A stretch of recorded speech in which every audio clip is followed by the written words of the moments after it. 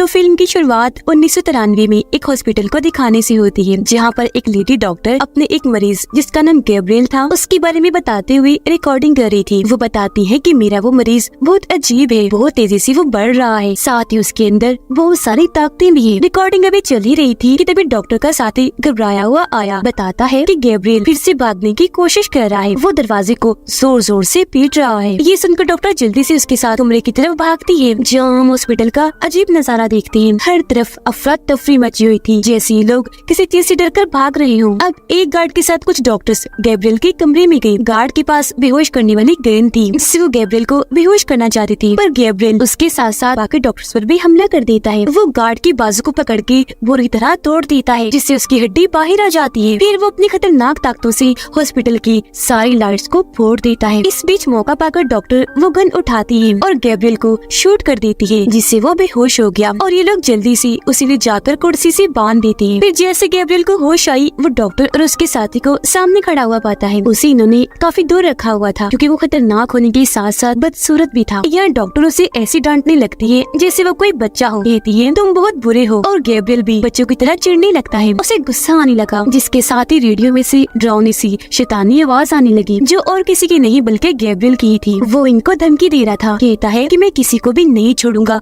तुम सबको मार डालूंगा। ये देखकर डॉक्टर का साथी काफी हैरान रह गया। कहता है कि ये कैसे हो सकता है, ओह माय गॉड, ये बोल भी पा रहा है और इसने रेडियो को कंट्रोल करके उसके जरिए हमसे बात की। तब डॉक्टर उसे बताती है कि हाँ, गैब्रियल के पास ऐसी ताकतें हैं जिनकी मदद से वो बहुत कुछ अजीब चीजें कर सकता है। अब डॉक्टर और उसका साथी दूसरे कमरे में जाते हैं, जहाँ इनकी हॉस्पिटल स्टाफ की लाशें ही लाशें बिखरी पड़ी थी। ये देखकर दोनों काफी परेशान हो गए और अब यहाँ डॉक्टर कहती है कि टाइम आ गया है इस मुसीबत को जड़ से खत्म करने का। अब सीन शिफ्ट होकर आता है एक कपल पर, जिनमें वाइफ का नाम मेडिसन होता है। यहाँ हमें पता चला कि पिछले कई दिनों से इन दोनों के बीच के ताल्लुक खास अच्छे नहीं है, क्योंकि उनकी शादी को काफी साल हो गई थी, लेकिन मेडिसन का बच्चा नहीं हो रहा था। हर बार जब भी वो माँ बनने वाली होती थी, उसका बच्चा पेट में ही मर जाता था, जिस वजह से वो इतनी परेशान रहने लगी कि उसकी तबीयत में चिड़चिड़ापन आ गया। उसके हस्बैंड का गुस्सा भी तेज था, यही वजह है कि इनके झगड़े होती रहती थी। आज भी ये दोनों हस्बैंड वाइफ इसी बात को लेकर बहस कर रही थी, जहाँ मेडिसन के हस्बैंड को गुस्सा आ गया और वो उसे जोर से धक्का मारता है, जिससे वो दीवार से जाकर टकरा गई और उसके सर पर चोट लगने से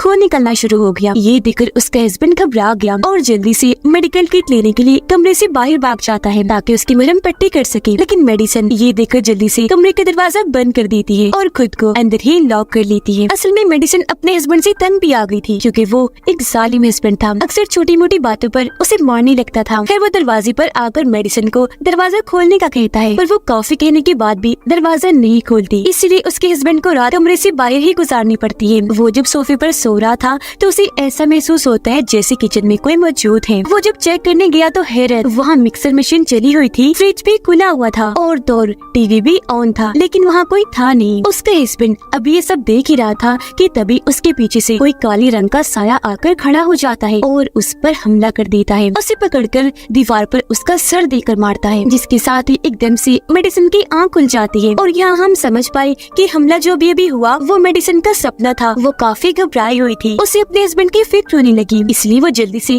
कमरे का दरवाजा खोलकर बाहर आती है अपने हस्बैंड को देखने के लिए। पर सामने जो उसने देखा, उसे देखकर तो उसके होश उड़ गए, क्योंकि वहाँ उसके हस्बैंड की लाश पड़ी हुई थी, वो भी बहुत बुरी हालत में। उस काले साई ने उसे मारकर पूरे जिस्म की हड्डियों को तोड़ मरोड़ कर उसे यहाँ फेंका हुआ था। हर तरफ खून ही खून बिखरा पड़ा था, जिससे मेडिसन की हालत और खराब हो जाती है। वो अपने हस्बैंड की लाश को देख ही रही थी कि तभी पीछे से वो एक काले रंग का साया निकलकर बाहर आ जाता है और वो मेडिसन की तरफ बढ़ने लगा। उस पर हमला करने के लिए वो काफी डर गई, जल्दी से भागने लगती है। इससे पहले कि वो मेडिसन पर हमला करता, वो अपने कमरे में आकर फौरन दरवाजा बंद कर देती है। जोर से दरवाजे पर हाथ रख के खड़ी हो जाती है, तो वो काला साया वहाँ आकर दरवाजा तोड़ने की कोशिश करने लगा। मेडिसन दरवाजे को रोकने की कोशिश करती है, लेकिन वो साया दरवाजा तोड़ ही देता है। अब झटके से मेडिसन दरवाजे के साथ दूर जाके गिरी और वहीं पर बेहोश हो जाती है। अब अगले सीन में मेडिसन को हॉस्पिटल में होश आती है। उसने जब आंखें खोली तो सामने उसकी बहन बैठी थी, जो पहले तो मेडिसन का हाल पूछती है कि तुम ठीक हो, फिर उसे बताती है कि दो बुरी खबरें हैं। मुझे बड़े अफसोस के साथ कहना पड़ रहा है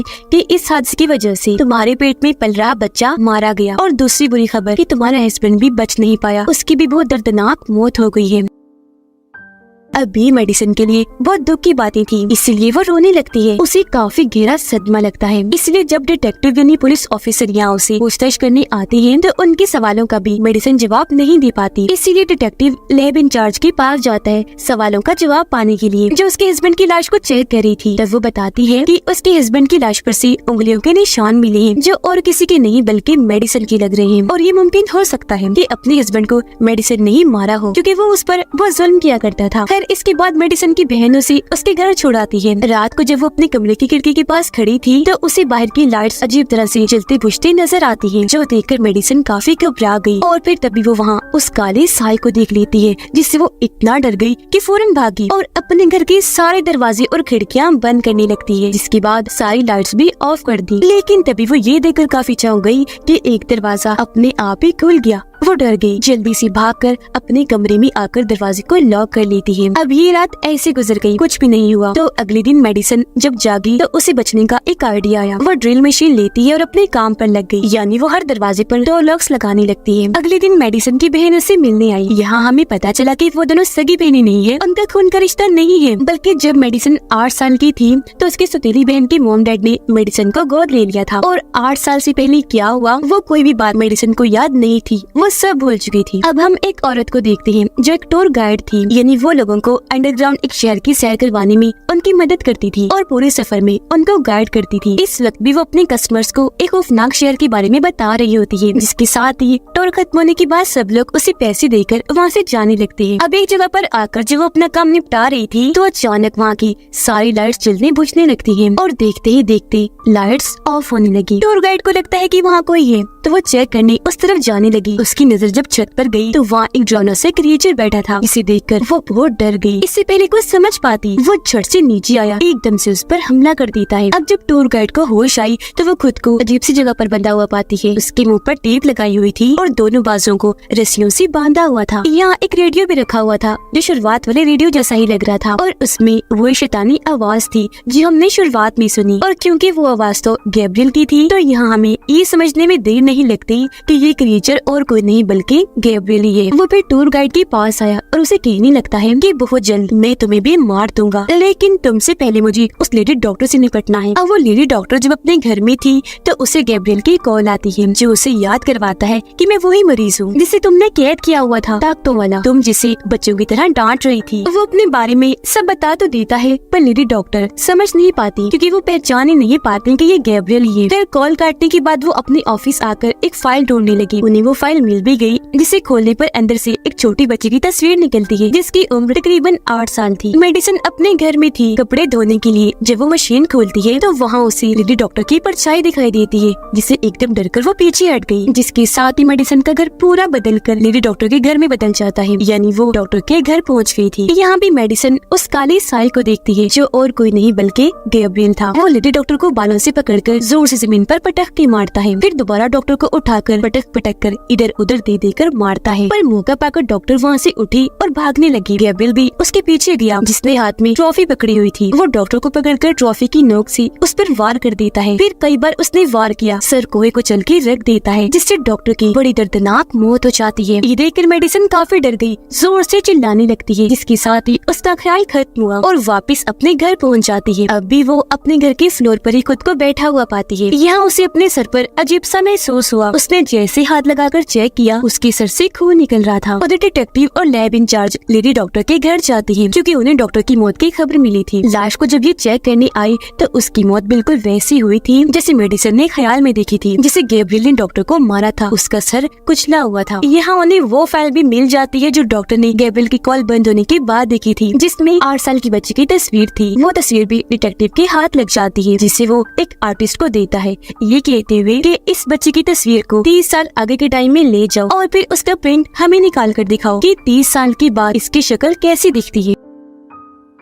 यहाँ लैब इंचार्ज डिटेक्टिव को बताती है कि वो लेडी डॉक्टर बच्चों की डॉक्टर थी और बच्चों की सर्जरीज ऑपरेशन करने में काफी माहिर थी, जिस वजह से वो बहुत मशहूर भी थी। अब गैब्रियल वापस अपने ठिकाने पर आ जाता है, जहाँ वो डॉक्टर के घर से अपने साथ ट्रॉफी का वो नोकदार तेज हिस्सा भी लाया था, जिससे उसने डॉक्टर को मारा था। उसकी मदद से वो अपना हथियार बना रहा होता है। फिर हथियार के तैयार होने पर वो उसे टूर गाइड पर टेस्ट करता है अपना निशाना और अच्छा करने के लिए। अब मेडिसिन को जब लेडी डॉक्टर की मौत का पता चला तो हैरान होने के साथ साथ वो काफी दुखी भी हो गई, और क्योंकि काफी थक गई थी तो अपने बिस्तर पर जाकर लेट जाती है, जहाँ उसे फिर से एक ख्याल आने लगता है। इस ख्याल में वो लेडी डॉक्टर की साथी को देखती है जो अपने बिस्तर पर लेटा आराम कर रहा था, जहाँ तभी उनके पास आता है गैब्रियल, जिसने हाथ में वो तेजधार ट्रॉफी वाला हथियार पकड़ा हुआ था। वो डॉक्टर के बहुत करीब आकर बैठ जाता है। डॉक्टर ने जैसे उसे देखा वो चीख मार देता है। तब गैब्रियल वो तेजधार हथियार पहले उसके चेहरे में घुसाता है, फिर बार बार वार करने के बाद सीने में भी घुसा देता है, और ऐसी डॉक्टर की मौत हो जाती है। ये ख्याल देखते ही मेडिसिन काफी डर गई, उसकी आँख खुल गई, जहाँ वो जोर जोर से चिल्ला रही होती है। यहाँ वो पहली बार गैब्रियल का चेहरा देख पाती है जो बहुत ही डरावना बदसूरत था, जो देखकर तो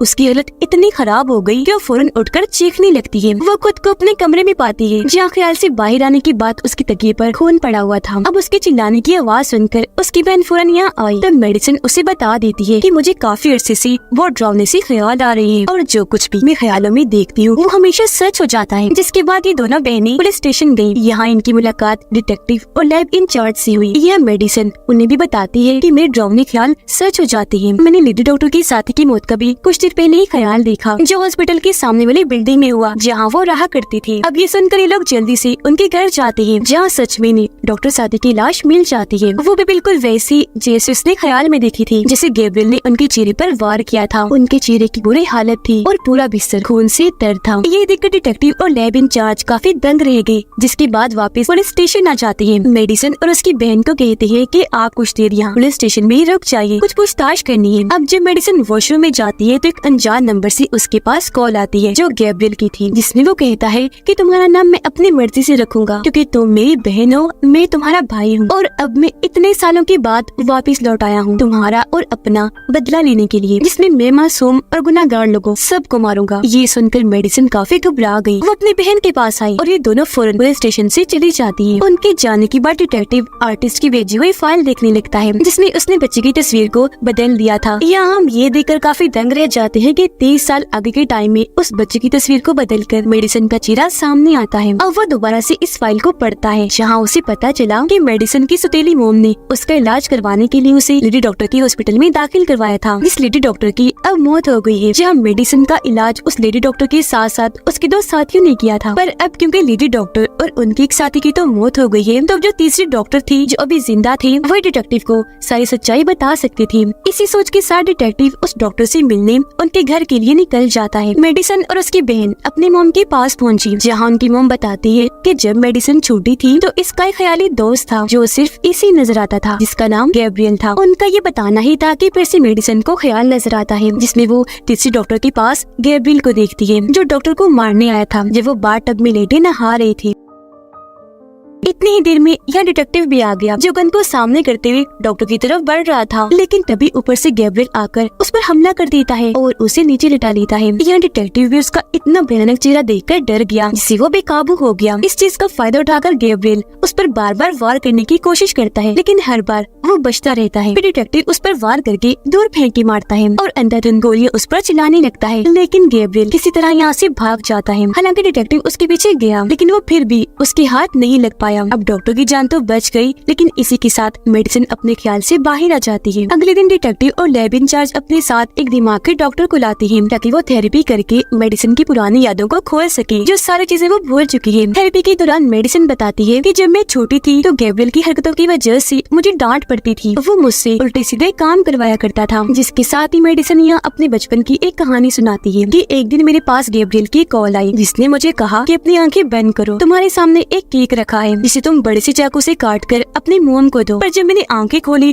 तो मेरे सामने कोई केक वेक नहीं था, बल्कि मेरे सामने मेरी मोम का पेट था। और गैब्रियल मुझे कह रहा था कि तुम अपनी मोम का पेट काट दो ताकि तुम्हारी मोम के पेट में जो बच्चा है वो मर जाए। तभी मेरी मोम की आंख खुल गई और जब उन्होंने मुझे ऐसे देखा तो वो चीखने लगती है। अब प्रेजेंट टाइम इन्हीं मौजूदा वक्त में मेडिसिन जब ये बातें बता रही होती है वो भी चिल्ला रही थी। और वो टूर गाइड जिसे गैब्रियल ने पकड़ा हुआ था वो किसी तरह खुद को उसकी कैद से आजाद कर लेती है और वहाँ से भागी बाहर निकलने का रास्ता ढूंढ रही होती है। लेकिन तभी उसका पैर फ्लोर पर अटक गया और वो नीचे की तरफ जाने लगी। अब जहाँ मेडिसिन और बाकी लोग बैठे थे वहाँ के ऊपर का फ्लोर टूटता है और टूर गाइड वहाँ से नीचे आगे गिरती है, जिससे हम समझ पाते हैं कि गैब्रियल ने टूर गाइड को मेडिसिन के ऊपर वाले फ्लोर पर कैद किया हुआ था। थोड़ी ही देर में यहाँ पुलिस आई छानबीन करने, जो मेडिसिन को गिरफ्तार कर लेती है क्योंकि उन्हें ऊपर वाले फ्लोर से गैब्रियल के कपड़े और हथियार वगैरह मिले थे, जिससे सबको यही लगता है कि गैब्रियल मेडिसिन ही है और कोई गैब्रियल नहीं है इसके अलावा। और मेडिसिन ही है जो बचपन से दो पर्सनैलिटीज के साथ अपनी जिंदगी गुजार रही है। एक तो है मेडिसिन की जबकि दूसरी अपने ख्याली दोस्त गैब्रियल की। पर यहाँ डिटेक्टिव इस बात से इत्तेफाक नहीं करता, वो सोच में गुम था क्योंकि उसने तीसरे डॉक्टर के घर पर मेडिसिन के अलावा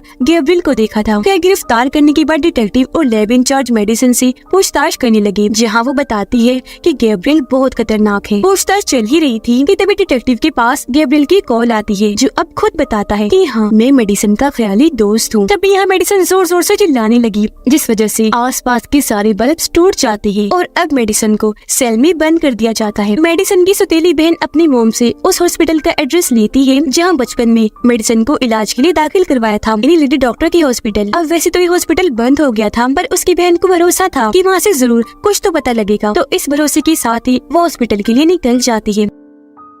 हॉस्पिटल आने पर वो वहाँ चेक करने लगी, जहाँ उसे मेडिसिन से जुड़ी कुछ रिकॉर्डिंग्स मिलती हैं, जिन्हें वो अपने साथ घर ले आती है। उन रिकॉर्डिंग्स को चेक करने पर उसकी बहन को पता चला कि मेडिसिन की असली मोम और कोई नहीं बल्कि टूर गाइड है। जी हाँ, जो फ्लोर पर से गिरने की वजह से जख्मी थी और अब उन्हें हॉस्पिटल में दाखिल किया हुआ था। आगे रिकॉर्डिंग चेक करने पर वो देखती है कि मेडिसिन की पिछली साइड से एक अजीब सा क्रिएचर जुड़ा हुआ था। तब यहाँ रिकॉर्डिंग में लेडी डॉक्टर बताती है कि मेडिसिन जो अपने मोम के पेट में थी तो हमने देख लिया था कि उसका जुड़वा भाई भी है, लेकिन यहाँ एक मुसीबत थी कि वो मेडिसिन के साथ जुड़ा हुआ था। अब उसका जुड़वा भाई और कोई नहीं बल्कि गैब्रियल ही था। वो बताती है कि जब मेडिसिन पैदा हुई थी तो हमने उन दोनों को ऑपरेशन करके अलग अलग करना चाहा, जिससे मेडिसिन तो आराम से अलग हो गई, नॉर्मल थी, लेकिन उसका भाई नहीं हुआ। वो ऐसे क्रिएचर की तरह अजीब सा पैदा हुआ और उसके साथ ही आधा जुड़ा रहा। और क्योंकि दोनों का दिमाग और रीढ़ की हड्डी एक ही थी, इसलिए हमने गैब्रियल को मेडिसिन के अंदर से सारा नहीं निकाला, बल्कि जितना निकाल सकते थे बस उतना ही निकाला, बाकी अंदर रहने दिया, क्योंकि ऐसी मेडिसिन की जान को खतरा हो सकता था। और उसके दिमाग का ऑपरेशन करके बंद कर दिया, जिससे गैब्रियल आधा उसके अंदर ही रह गया। यहाँ डॉक्टर ये भी बताती है कि गैब्रियल खास किस्म का बच्चा था, उसके पास अनोखी ताकतें थीं। वो आसपास की सिग्नल्स और वेव्स लहरों को कंट्रोल कर सकता था। तभी उसने रेडियो के सिग्नल्स को कंट्रोल करके शुरुआत में कहा था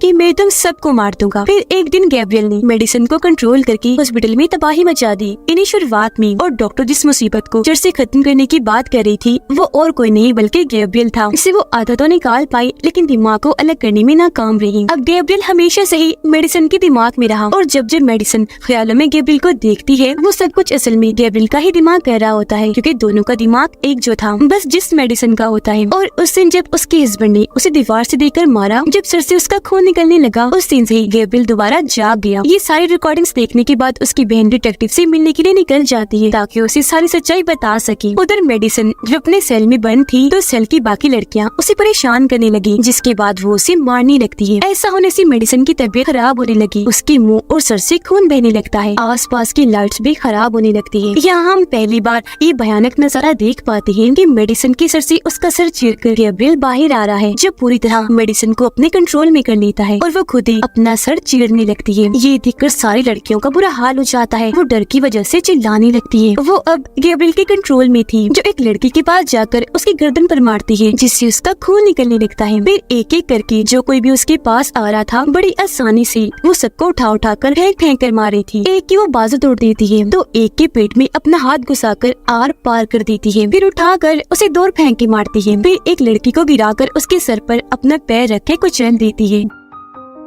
घूमकर एक के पास आई और उसे नीचे गिराकर उसकी गर्दन मरोड़कर मार देती है और ऐसे उसने सबको एक एक करके बुरी तरह मौत के घाट उतार दिया। जिसके बाद मेडिसन यानी गैब्रियल वहाँ से बाहर निकलकर यानी खुद को आजाद करके अपने कपड़े और हथियार लेकर यहाँ से निकल जाता है। मेडिसन की बहन डिटेक्टिव को कॉल करके सब कुछ बता देती है, लेकिन डिटेक्टिव को कुछ भी समझ नहीं आता कि आखिर वो क्या कहना चाह रही है। अब डिटेक्टिव और लैब इंचार्ज फौरन सेल में गई, जहाँ उनका भी सामना गैब्रियल से हो जाता है, जो उन दोनों पर भी हमला कर देता है। वो दूर ही थे, घुमाकर उन पर वो कुर्सी फेंक के मारता है, जिससे वो दोनों काफी जख्मी हो गई और गैब्रियल यहाँ से भाग निकलता है। इतनी ही देर में ये मेडिसन की बहन भी आ गई। तब लैब इंचार्ज उन्हें फौरन उस हॉस्पिटल में जाने के लिए कहती है जहाँ टूर गाइड यानी मेडिसन की मॉम दाखिल थी, क्योंकि गैब्रियल का अगला टारगेट वही थी। वो जब हॉस्पिटल पहुंची तो वहाँ गैब्रियल उसकी बहन को भी जख्मी कर देता है, साथ ही एक गार्ड के सीने पर वार करके उसे भी मार देता है और अब वो मेडिसन की मॉम के कमरे में चला जाता है। यहाँ मेडिसन की मॉम उसे माफी मांगती है कि प्लीज मुझे माफ कर दो, मैं अपनी गलती मानती हूँ। हाँ, मुझे तुम्हें अलग करना नहीं चाहिए था, क्योंकि तुम भी मेरे बेटे ही थे, मुझे तुमसे भी प्यार करना चाहिए था, लेकिन अब प्लीज मेरी गलती को माफ कर दो। वो अपनी मॉम की बातें गौर से सुन रहा था और उनकी बात मानकर हथियार नीचे कर लेता है। उनकी बात यह बनने ही वाली थी कि तभी यहाँ डिटेक्टिव आकर उसे शूट करने लगता है, पर मेडिसन की बहन डिटेक्टिव को ऐसा करने से मना करने लगती है। इससे गैब्रियल भड़क गया। वो डिटेक्टिव पर दूर से वो तेजधार हथियार फेंक के मारता है, जो सीधा डिटेक्टिव के सीने में लगा और उसकी वहीं मौत हो गई। अब ये सब कुछ मेडिसन दूसरी साइड से देख तो पा रही थी, पर उसे बचाने के लिए कुछ कर नहीं सकती थी, क्योंकि उसे तो गैब्रियल ने कंट्रोल किया हुआ था। जिसके बाद मेडिसन की बहन गन उठाकर उसे गैब्रियल की तरफ कर देती है और कहने लगी कि निकलो इसके अंदर से, ये मेरी बहन है। जो सुनकर गैब्रियल को गुस्सा आ गया, कहता है कि नहीं, ये तुम्हारी बहन नहीं है, जो कहकर वो बेड को उठाकर उसकी तरफ फेंकता है और यहाँ मेडिसन की बहन उस बेड के नीचे दब जाती है। फिर वो उसके पास आकर कहने लगा कि मैं बचपन से ही तुम्हें मारना चाहता था, पर हर बार तुम बचती रही। यहाँ उसकी बहन मेडिसन को आवाज लगाकर उसे मदद मांगती है और मेडिसन को गैब्रियल के खिलाफ भड़काने लगी, ताकि वो गैब्रियल पर काबू पा सके। कहती है कि गैब्रियल ही वो है जिसकी वजह से तुम माँ नहीं बन पा रही। जब भी तुम माँ बनने वाली होती हो, ये तुम्हारे बच्चे को पेट में ही मार देता है। ये सुनकर मेडिसन को काफी गुस्सा आने लगा और अब वो गैब्रियल पर काबू पाने की कोशिश करने लगती है। इसके बाद हम देखते हैं कि गैब्रियल ने मेडिसन की बहन को